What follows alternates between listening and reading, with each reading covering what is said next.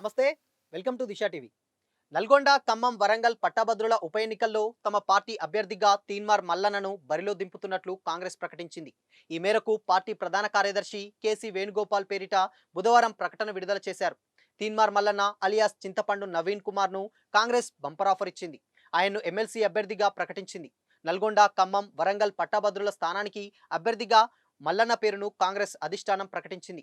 ఈ మేరకు బుధవారం AICC general secretary KC Venugopal అధికారిక ప్రకటన రిలీజ్ చేశారు. ఇక్కడ ఎమ్మెల్సీగా గెలుపొందిన ఉన్న పల్లా రాజేశ్వరరెడ్డి రాజీనామాతో ఈ స్థానానికి ఎమ్మెల్సీ ఉప ఎన్నిక అనివార్యమైంది. ఇదే స్థానం నుంచి గతంలో ఎమ్మెల్సీగా పోటీ చేసిన మల్లన్న రెండో స్థానంలో నిలిచారు. 2021 మార్చిలో నల్గొండ, ఖమ్మం, వరంగల్ స్థానానికి ఎన్నిక జరిగింది. బీఆర్ఎస్ అభ్యర్థిగా పోటీ చేసిన పల్లా రాజేశ్వరరెడ్డి ఎమ్మెల్సీగా ఎన్నికయ్యారు. ఆయన పదవీకాలం 2027 మార్చి వరకు ఉంది.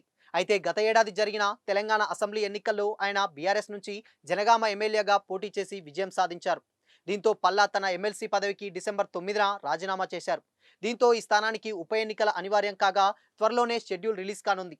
ఈ క్రమంలోనే హస్తం పార్టీ తమ పార్టీ అభ్యర్థిగా తీన్మార్ మల్లన్న పేరును ప్రకటించగా తీన్మార్ మల్లన్న కొన్నేళ్లుగా సోషల్ మీడియా వేదికగా తన గళాన్ని వినిపిస్తున్నారు.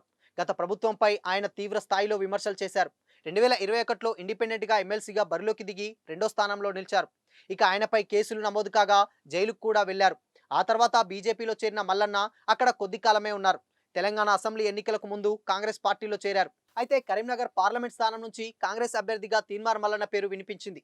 మల్లన్న వైపు కాంగ్రెస్ మొగ్గు చూపుతుందనే వార్తలు కూడా వచ్చాయి. అయితే అనూహ్యంగా అక్కడ వెలిచాల రాజేందర్ రావును అధిష్టానం అభ్యర్థిగా ప్రకటించింది.